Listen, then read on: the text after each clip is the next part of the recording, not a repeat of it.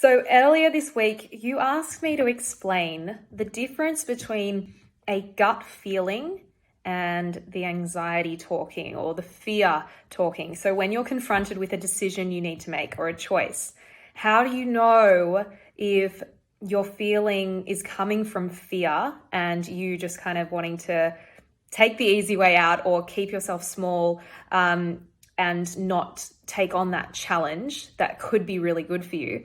Or how do you know if it's really your intuition speaking? So it's coming from a place of, there's something not quite right about this opportunity, or I'm feeling a strange vibe about this person. Okay, so those are some of those intuitive hunches that we kind of feel.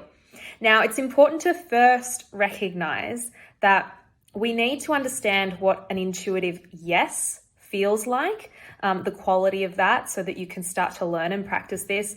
The other feeling is, what is an intuitive no? And I say an intuitive no because that's your gut feeling. That's how you know something's off, but it's coming from a place of your intuition. The third one is, what does a fearful no sound like, or the anxiety kind of no, where it is coming from that sort of racing mind, just wanting to get out of here. Okay, so firstly, what does a yes feel like? So yes, when you're confronted with a choice, perhaps it is a job opportunity. If that feels right for you in your body, you will feel a sense of lightness. You will feel a sense of your future opening up. It will feel good. You might feel a sense of expansion. You might feel like this is the way forward. It doesn't always feel light and fluffy though. So a yes can still be scary. There can still be some fear, even though the intuition saying, yes, do it. So this might be, go and take this job, but you're going to have to leave your current job and you were really comfortable there and you're afraid you're not going to have the same friends, or maybe you need to make a decision to move overseas, or maybe it's an investment opportunity, maybe it's starting a new relationship or going out and asking that person out on a date. So that yes can come with a sense of fear, and I'll explain what the fear feels like in a moment. But so understanding that there can be a sense of the mind coming in there, your mind kind of saying, hey, this isn't going to be very pleasant though, because I'm going to have to get out of this comfortable job situation I'm in, and I'm going to have to do something weird and unexpected and new and uncertain. So there might be a phase of unpleasantness associated with that yes, but there is also a sense of hope. There is also a sense of, this is going to play out in my best interest. I can feel it. I can feel my future opening up. There is hope at the end. And certainly in my personal experience, I used this, or I can recall a time in my life when I was contemplating leaving a relationship that I was very comfortable in. And I just knew, when I thought about that yes of leaving, of taking that leap that was kind of nagging at me, I had this sense of my future opening up. It felt like relief. And when I considered the other aspect of the no, stay, it felt very much the opposite. So this is just one way that that's one scenario that might kind of ring true for you, even though it terrified me. It was horrible because I still loved this person very, very much. So that is yes. What does a no feel like? An intuitive no. All right. So intuitive no in your body will almost feel like, let's say you're with a person in a particular situation and you want to get away from them. It will feel like you almost want to push them back and keep them at arm's length. You'll feel that sense of recoil happening. It will almost be, it'll usually come from a calm place though, a sense of really asserting yourself and your core values. So let's say you really value being kind to people and you're on a date with someone who has just been really rude to the waiter at the restaurant. Well, you are going to feel that no coming through. You are going to sense that and you will recoil as they go against those core values that you have. So this is what the no feels like. It generally is quite empowering and it's generally aligning you back closer with the true version of you, who you really are, beyond trying to impress people, caring what people think. So this could be, for example, saying no to a social event where you are feeling kind of pressured to go. But let's say you're trying really hard to have a break from alcohol, and you know that being around these people is likely to encourage you to drink, and they likely won't accept you just having one drink or just sticking to water. So these people aren't necessarily good for you in that situation, and you might feel a no.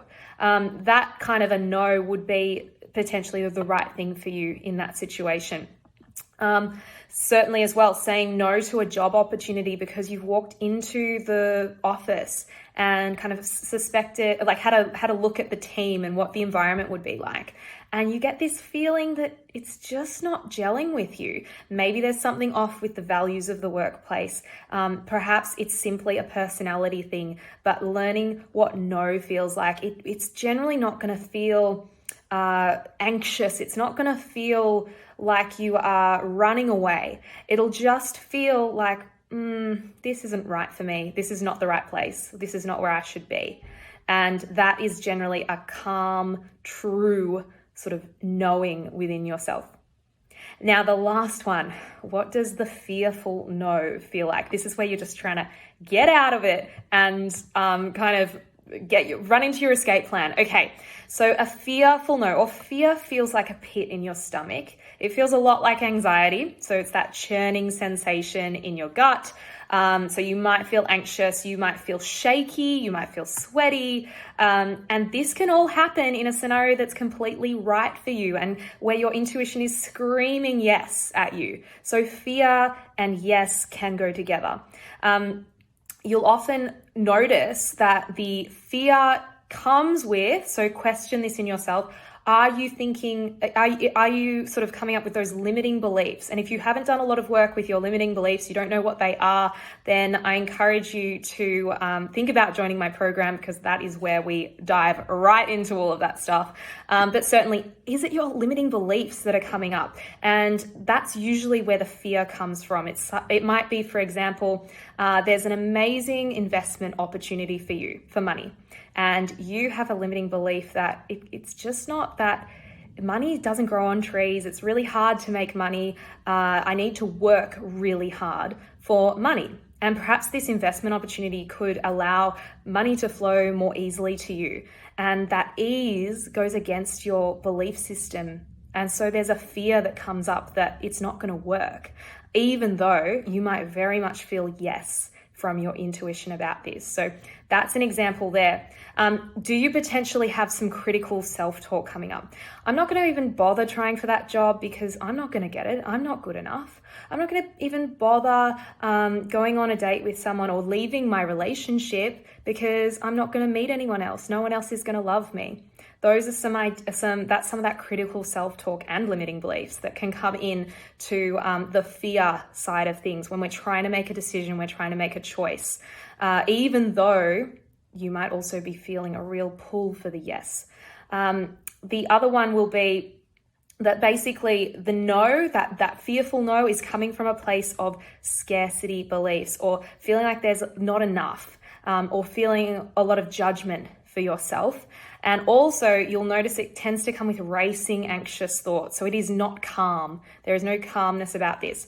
So my advice, if you are looking for a way to kind of make a decision, make a choice from a place that's aligned with your intuition, your gut feeling, and trying to work out if it's fear or if it's intuition, then just take your time, sit with yourself, allow yourself that space to go into the calm place to make the choice, to connect to your intuition, because it will never feel like a racing anxiety. It will never feel completely fearful. You might kind of go to the calm place, let's say in a meditation, and you ask yourself, what's the right choice here? And you'll feel either a yes or a no. And then later on, when you're not meditating, you'll think about the decision and you'll totally feel fear about it, even though you know that the right move is to go with the fear and follow the fear. So that is my advice there. Knowing that you definitely can feel yes and fear at the same time.